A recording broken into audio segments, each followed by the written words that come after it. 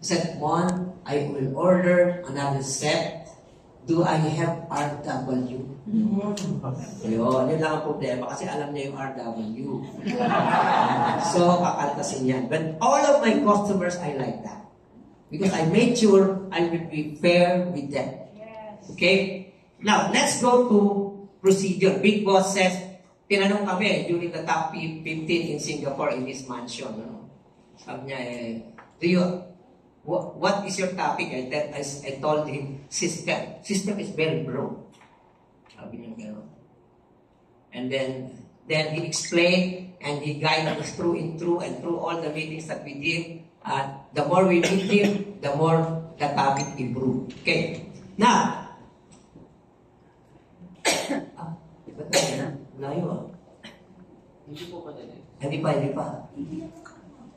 After, mamaya. Sige, babalikan natin. Yung first topic. Sige. Okay lang yan, no? With technical difficulty. Okay, sige. Next. Okay. So, the first thing that I will ask you is this. You must know why you exist in the way. That's Big Boss saying.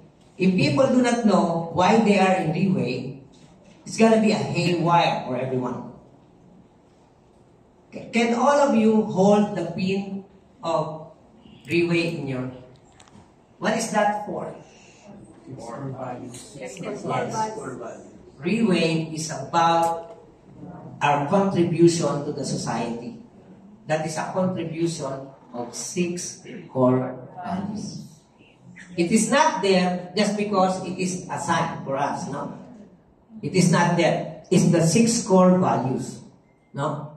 I've been in this business for, today is 33 years. In the first 10 years, I got some burnout and I stopped. I taught my business partner, who is a Chinese and is now known a blogger in YouTube, no? And I told him, I think I'm done. The promise of that industry is not real. It's only a facade so that we can recruit people. And I think I don't want to do it anymore. And he said, don't say that. You will come back one of these days. No, I don't like it anymore. Because I feel like I'm abusing people. I make money at their work. And then the company will close. And then we will build another. We will fool them. Don't say that. So that we will make money. We make them our sales force for our own gain. So in 2000, I stopped doing this business and I said, I don't want to come back. But after 4 years, there is a company that is a US company who's screwed by one of the government officials in the Philippines, and they called me up. There are people that knows me, and won't you help this company, blah, blah, blah. And I ended up their general manager. Now, because we solved the problem, and then I became a GM.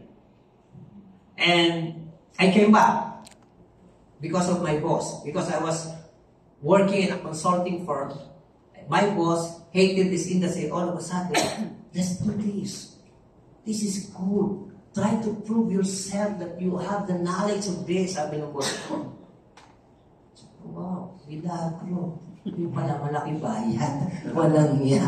Ako yung sinubo, no? But we were able to make that company grow and nabuhay yung spirit ko. But I was just a consultant from different network marketing company from that time on 2004 hanggang 2012. Sometimes I can join some, but yun, alam mo yun, yung wala ng passion, yung, sige. Walang purpose. So, may passion pa akong, my model, my consulting, I was trained by my boss. Magaling yung boss ko eh. Galing eh. Kahit wala siyang alam, pag sinabihan wala siya ng idea, alam niya na. Ang talino nga lang, hindi ko lang makita ngayon eh. No? Sabagay, hindi niya naman kilala. Nakulong yun eh. Na-CITG yun sa sobrang talino. No? Nakulong siya. Hindi naman CITG pa. No? But anyway, so, sabi niya, when you do a pilot model consultancy, what does it mean? Because that business is about people, sabi niya.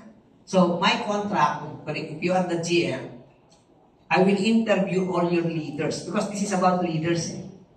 And I will choose one only. Strong. And then in that contract, loko-loko pa yung boss ko eh, no? In that contract, I will make sure that that guy will earn 50,000 a month after 6 months.